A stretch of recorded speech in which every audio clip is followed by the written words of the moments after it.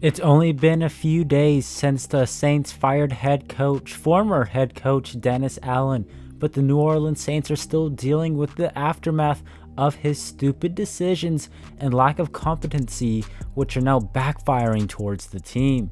And one of those decisions was how he mishandled and managed Kendre Miller's injury, and from the sounds of it, sabotaged him because of a personal grudge towards the second-year running back Kendre Miller, who in my opinion is one of the most talented guys on the team. But yes, his health is a huge issue and a huge concern. He cannot consistently stay on the field and stay healthy. However, though, Kendre Miller being placed on injured reserve a second time this season may have not been his fault, but more so Dennis Allen's.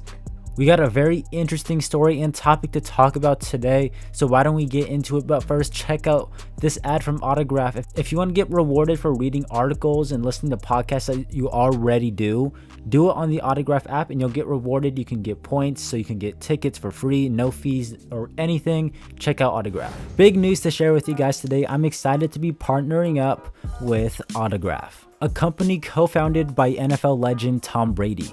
Autograph is the best place to find the latest coverage of your favorite team, whether it's the NFL or NBA or MLB. Autograph has it all. They have articles, blogs, podcasts, literally everything that you could ever need as a fan on their app.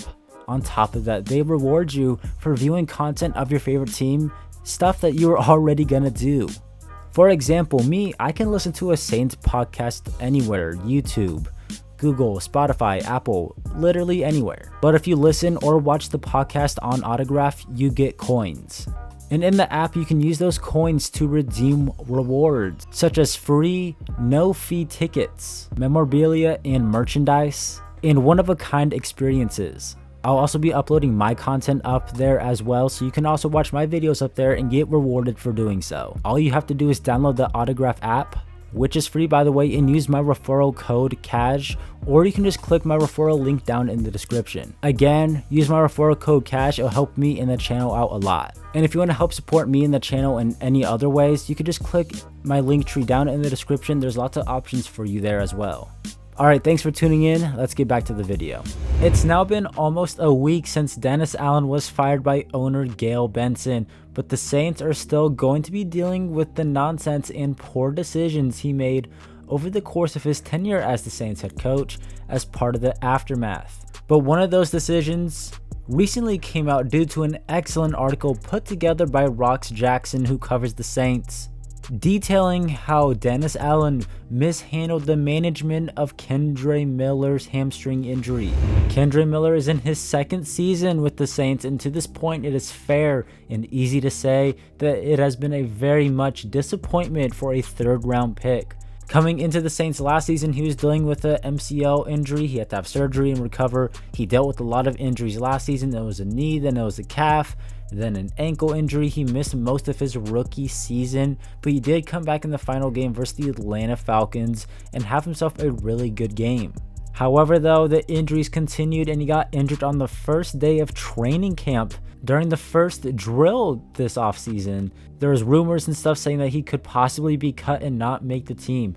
He in fact made the team but was placed on injured reserve, and when he came back, he's looked really good versus the Broncos and the Chargers. That's the frustrating part about it. Kendre Miller, the worst part about it is he's missing so much time, but every time he plays, it's like a guaranteed 6 yards, a guaranteed 10 yards. He has the talent 1,000,000,000%. The issue is he can't stay on the field. Now, if you want to criticize the Saints, there are some issues with the Kendre Miller pick. When we look at the draft order and they picked him, they could have drafted Cedric Tillman, a wide receiver who, if you go back through my tweets and stuff, you will see that I was very high on the Saints drafting Cedric Tillman in the second or possibly the third round. They missed out on him, and now he's balling out in Cleveland with Jameis Winston at quarterback, and the Saints could very much use a guy like Cedric Tillman right now. Now, a lot of people were very upset that they passed on Tajay Spears, but if you look at the stats and the numbers, he's doing the exact same thing as Jamal Williams. There is concerns for the Saints that Tajay Spears has no ACL or MCL long-term health. And coincidentally, Kendre Miller is dealing with a lot of injuries. But a lot of people wanted the Saints to draft Tajay Spears because he went to Tulane.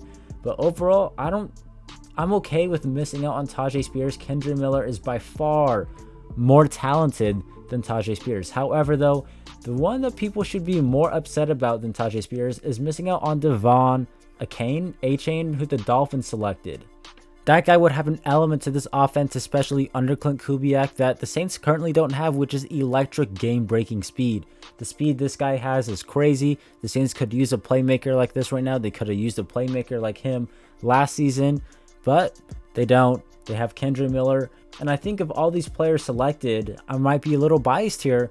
I think talent-wise, Kendre Miller might be the best and have the most talent, but the issue is he can't stay on the field. Tajay Spears is having some injury issues as well with the Titans. A-Chain is having himself another good season, and Cedric Tillman is starting to heat up and break out for the Browns. So in terms of the overall pick, the talent was correct, and the evaluation is correct. It's the injuries that are the issue, and on top of that, it's insult to injury to say that they missed out on Cedric Tillman and Devon A-Chain. I'm okay on missing out on Tajay Spears. And to make things even worse, when you look at the Saints 2023 draft class, it is looking yet again like another huge whiff and another waste of a draft. Brian Brzee so far for the Saints, I think, has been okay. He hasn't really broken out how I thought he would. That might be a coaching issue, though. Todd Grantham is really not that good of a coach, in my opinion, for the defensive line. Isaiah Foskey, this guy is terrible. He might be worse than the Trevor Penning selection. Isaiah Foskey has literally done nothing in 2 years. He's healthy.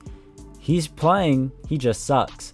Kendre Miller, obviously, talent is there. The injuries are concerned. Also missing out on Devon A-Chain and Cedric Tillman. And also for the Isaiah Foskey thing, missing out on Brian Branch. Like, how of all the head coaches, Dennis Allen doesn't pick Brian Branch? Like, he's a defensive back guru, and you don't pick Brian Branch, and instead you pick Foskey. And now Brian Branch is the best safety in the NFL. The Saints are depleted of talent, especially at safety. You know, it wasn't like the Saints didn't need a safety. They drafted Howden later in this draft, so I have no idea what the evaluation or thinking was there. So for a fourth-round pick who they traded up to get with the first pick in the fourth round, has not lived up to expectations. He was actually benched, I believe, at some point this season. Jay Kaner, I think, has been okay. I'm okay with this pick right here. Jordan Howden, by far the best player in this draft class, I think, so far to this point. He's had his up and down moments, but recently he's been playing really well. And finally, A.T. Perry, who a lot of people had a lot of high hopes and expectations for. He obviously was cut earlier this season, wasn't practicing well enough, wasn't consistent, wasn't a blocker, didn't really have a role or identity in this new offense. So maybe that was an issue, but now he's on the Broncos practice squad. I wonder, now that Dennis Allen is fired, if he'd be willing to join the Saints and re-sign with the team, because it sounds like he had an issue with Dennis Allen as well, as he tweeted out and retweeted what Michael Thomas has said about Dennis Allen. And the Saints could definitely use a guy like A.T. Perry right now. Their starting receivers going into Sunday are MVS, Marquez Valdes-Scantling, Jermaine Jackson, and Mason Tipton. And on the practice squad, they have equipment manager St. Brown, Kevin Austin Jr., and Dante Pettis. Not the best group at all, so they really could use a guy like A.T. Perry right now. And right now, the Saints could also use a guy like Kendre Miller, but just last week, the Saints placed him on injured reserve yet again for the second time this season, and now he has to miss 4 games.